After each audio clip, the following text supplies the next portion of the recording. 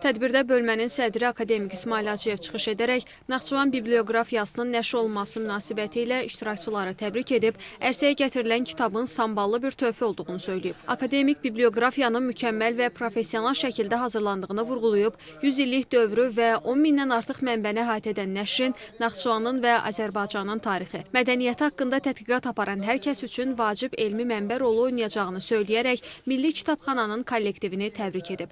Milli Kitabxananın direktoru Professor Kərim Tahirov Naxçıvanın Azərbaycanın çox əsrli zəngin keçmişində layiqli yer tutduğunu, ictimai-siyasi və elmi-mədəni həyatında özünə məxsus rol oynadığını qeyd edib.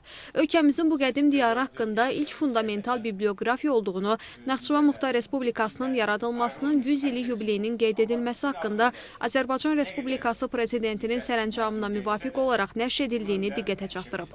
Tədbirdə Azərbaycanda Atatürk Mərkəzinin direktoru Akademik Nizami Cəfərov, Azərbaycan Milli Elmlər Akademiyasının Fəlsəfə və Sosiologiya İnstitutunun Elmi İşlər üzrə direktor müavini, Tarix elmləri doktoru Eynullah Mədətli və başqaları çıxış edərək Naxçıvan Muxtar Respublikasının Azərbaycanın qədim dövlətçilik tarixində milli kimliyimizin qorunmasında oynadığı mühüm roldan ətraflı bəhs edərək Respublikada ilk olan Naxçıvan biblioqrafiya kitabının elmi, siyasi əhəmiyyətindən, mənəvi dəyərindən söhbət açıblar. Naxçıvan Muxtar Respublikasının 100 illiyinə həsr olunub bu kitab.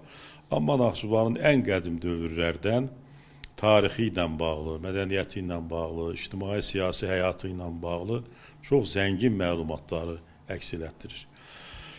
Əvvəla bu kitabı hazırlayanlar tədqiqatçılardır. Naxçıvan haqqında geniş məlumatı olan insanlardır. İkincisi də həmin məlumatların yeni tədqiqatçılar nəslinə çatdırılması baxımından da bu kitab çox əhəmiyyətlidir. Bugün Naxçıvanda bu kitabın təqdimatının keçirilməsi deyə bilərəm ki, Naxçıvanın mədəni həyatında, elmi həyatında, Azərbaycan Milli Elmlər Akademiyası Naxçıvan bölməsinin həyatında çox maraqlı bir hadisədir və bizim gənclərimizin tək Naxçıvanda yox, ümumiyyətlə Azərbaycanın hər yerində, Naxçıvanda dil, ədəbiyyat, mədəniyyət, incəsənət, tarix, yəni bu milli məsələləri öyrənməsi üçün bu bir stimul olacaq, bir təkan verəcək. Naxçıvan Azərbaycanın üzük qaşıdır.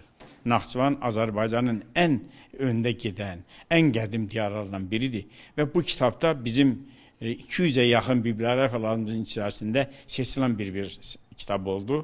Və mən deyərdim ki, yüksəkdə duran, fundamental 1000 səhifədən artıq belə biblioqrafiyamız olmamış. Mən elə bilirəm ki, Naxçıvanın görkəmli şəxsiyyətləri haqqında burada gedən materiallar və eyni zamanda bütün dünya çapında, dünya miqyasında Naxçıvan haqqında çap olunan materialların, müxtəlif dillərdə çap olunan materialların da bu bibliografiyada əhatə olunması onun əhəmiyyətini qat-qat artırır. Tədbirdə Azərbaycan Milli Elmlər Akademiyasının Naxçıvan bölməsi tərəfindən Milli Kitabxananın direktoru Professor Kərim Tahirova Naxçıvan tarixi kitabı təqdim olunub.